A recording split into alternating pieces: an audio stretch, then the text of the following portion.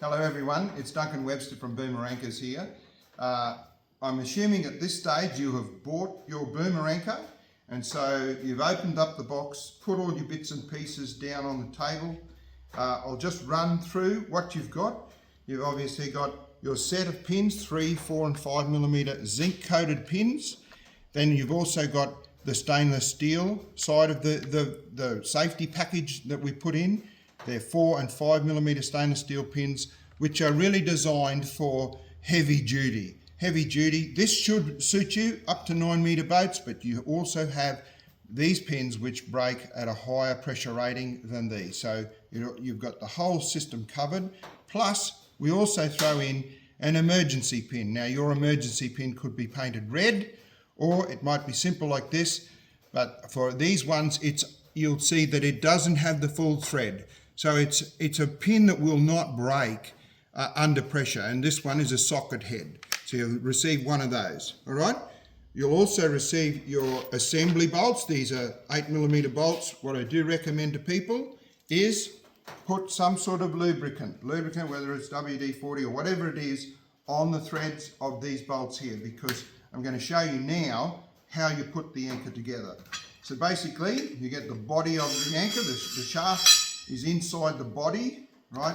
And you will notice that there are 4 prongs. 2 are different to the other 2. It's very important that you put the 2 different sized prongs, or similar, I should say, prongs, apart from each other, opposite each other. So I'll show you how to do that now. Now put your 8 millimeter bolt in, put your spring washer on there, and then nip it up with a nylock nut. Now basically it's very simple. You can use a shifter and a 13 millimeter ring spanner or a couple of ring spanners. It's entirely up to you. So what I'm going to do now is show you how you put your Boomer Anchor together. You grab the other side, which is similar. You will notice that there are these 2 nicks in here, plus the angle of the prong is different to these other ones, right? So you put them opposite each other, put your bolt in once again, nuts like so. So now I'm going to quickly put this anchor together. All right, it takes about 5 minutes to put your anchor together. Line up the hole, and where is the hole? There we are. Ring washer. Now I have put WD-40 on these threads. Okay, so and the reason for that is that stainless steel has a tendency to bind if you tighten up the thread too much. So once again,